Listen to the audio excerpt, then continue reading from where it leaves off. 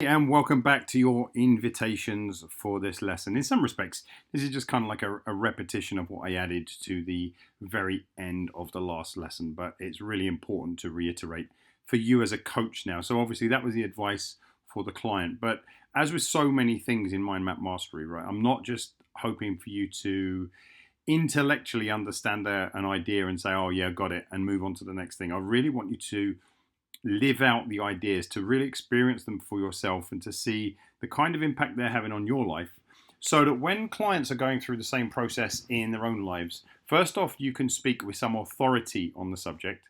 And second, you can speak with some empathy on it. You can say how challenging or difficult or kind of how many of these things kind of got you in your feels and got you feeling some kind of way, whether it be stressed or overwhelmed, and what happened as a result of doing it.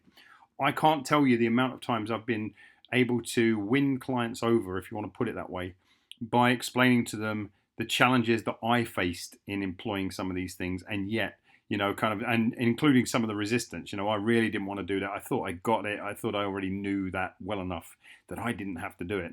And yet, when I took the walk around my home, and when I identified all the things that were ow in my own life, I was shocked and surprised just how many of them there were.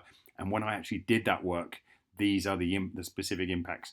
Your clients will really, really appreciate you doing this. You will appreciate you doing this. Remember, the aim of Mind Map Mastery is not to turn you into a great coach because you intellectually know this stuff. It's to turn you into a great coach because you have experienced all of it and you can speak from authority, you can speak with empathy, you can speak from a place that says, I am going through this with you. I might just be a few steps ahead of you, but I'm going through this with you. I know what it's like, and I also know what it's like to come out of the other side of it. It's so valuable. Okay, so as usual, the invitations for this mission are simple. The very first thing, right, I put one there, but the very first thing is to go back through and watch the training one more time. Right, I always recommend at least twice. Right, 3 ideal, but at least twice.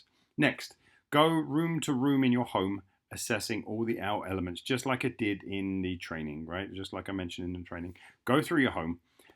Just pick a room at a time, and particularly if you've got a bigger home, it might take you a bit longer. But today, for example, look at your living room. Sit down in your living room and kind of just look at literally all of the surfaces, everything from the walls to the floors to the ceilings to the light shades to the curtains, everything, right? And then work your way through. Once you've done all the general stuff, you go, okay, walls, okay, I feel fairly neutral on it. Curtains feel neutral on it. That bookshelf, okay, there's something on that, just like it with Mary, right? There's something on there that's the bookshelf itself in its entirety has a negative, but when I focus in on a specific area of the bookshelf, it's even more negative, more of an owl. Identify the owl in your home. Okay, go room to room, identifying the out elements, right? Those things that put you in your feels in a negative way, if you want to put it that way, something that evokes something other than a feeling of optimism and kind of hope and all the rest of it, right? Neutral is fine, but what we're really looking for is the out elements. Then repeat that process for the how elements. Remember, how is simply how it's supposed to be, right? In other words, it's not emotionally charged. It's neutral to ever so slightly positive. It's just like, yeah, it's fine. There's nothing wrong with that. Okay. And then third, perform a third pass for the wow elements. Go through your home and look for the things that you really absolutely adore, the things that light you up, the things that put you in a good frame of mind emotionally, kind of physically, spiritually, kind of as you look at it, you go, wow, that makes me feel great to see or feel or experience that. Okay. So do that. Perform these 3 passes. Don't try and do them all at once, right? It's actually hard to keep flipping back and forward in one, like go positive, negative, or positive, neutral, negative kind of thing, or negative, neutral, positive, and then do it again and do it again. It's easier to walk through your home trying to identify all of the negative elements, if you want to put it that way, the ow elements. Okay. Once you've completed those 3 passes, not before.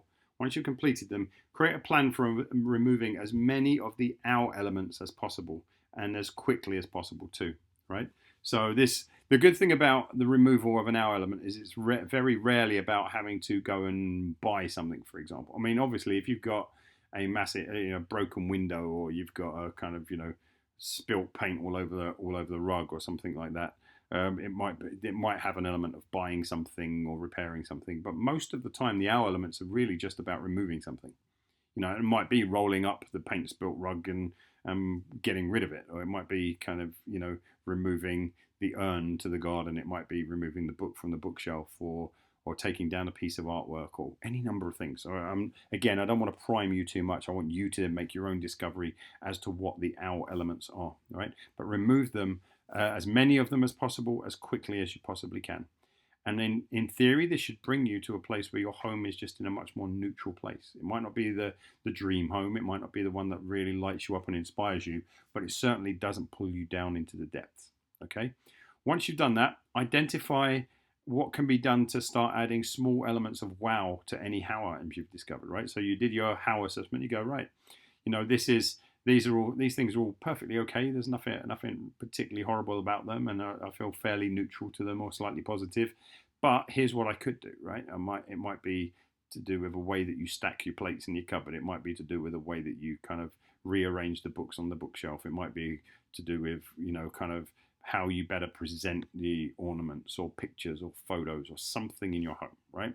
Very, very small things. And again, what I'm not advocating here, I'm not against it, but I'm not advocating you to go out and start buying loads of things to turn your home into a palace, right? That's not what I'm suggesting. I'm suggesting small incremental improvements to things that are already decent. You're already fairly happy with them, but you're just trying to bring them up a notch.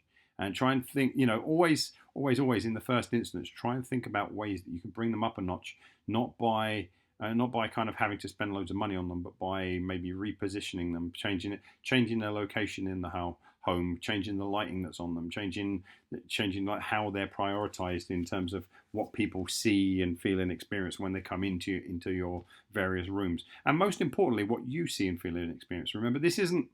You could argue that some of this is about the projected self, right? What other people are going to see and think and feel when they come into your home. But what it's really about is working on your subconscious mind. It's about working on your brain in a way that kind of says, wow, I'm safe here, right? This sanctuary, this safe haven of my home, I am absolutely safe here, right? And removing that threat so that you can be in a much, much better place, okay?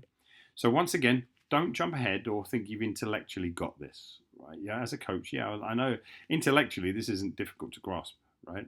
But experientially, until you've actually done it and you've actually experienced the power and the impact on your own life of doing this, it's going to be really, really difficult to speak to your clients about.